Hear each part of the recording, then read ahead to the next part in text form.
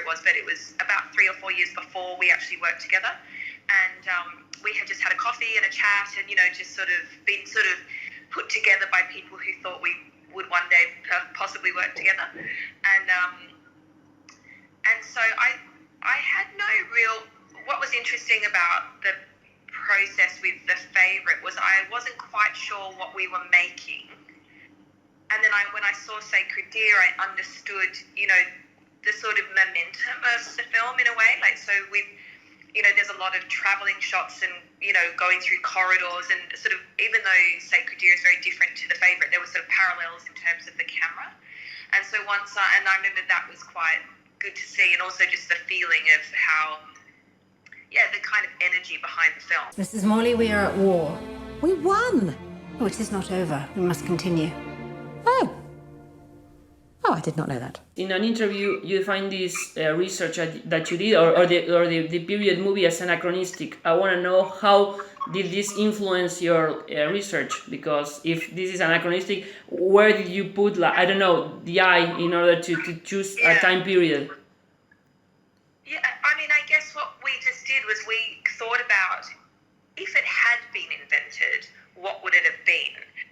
So it was very important to me that we never put things into the film that sat apart, that sort of that I didn't want people to know, in a way, that wheelchairs didn't exist. It needed to be integrated, you just shouldn't think about that. She's been stalked by tragedy. Everyone leaves me. He dies.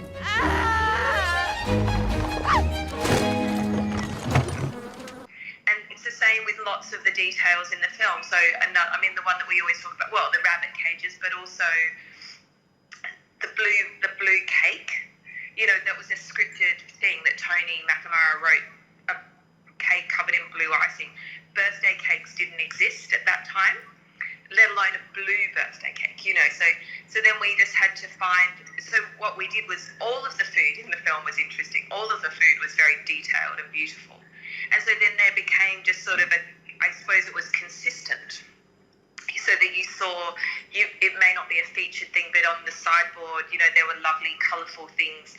So it all kind of just seemed to stay together. And so that was the main thing, was it was inventing things, but within a sort of a kind of internal logic of what would it have been if it had existed, basically, yeah. I apologise for my appearance. I hoped I might be employed here by you as something. A monster for the children to play with, perhaps. How hard was to find the perfect location? Well, it was very much a part of the process of the film, because the reality is, with these locations that are, stately homes in England, they're really in demand. They earn a lot of their income through being open to the public, and so they have very specific dates of when they're closed. And so the film, in many ways, was scheduled. Part of the scheduling was about when we could have access, free access, where we could just roam around the space. And there were certain dates. We ended up creeping over those dates a little bit from memory. And so that Hatfield House, was booked a year in advance. It is important to make new friends in court, is it not? You're so beautiful.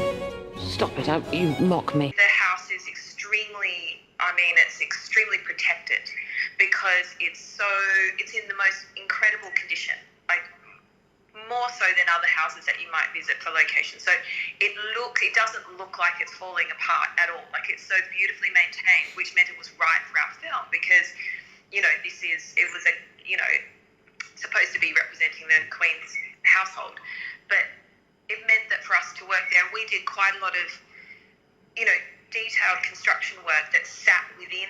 So we were building panels that would sit in like in bookshelves, working in that environment and not damaging anything, and painting and trying to make it all feel invisible, so that we can't tell what is a set and what is location. It was very slow. One of the most complicated things for me was to conceptually work out how, when we had very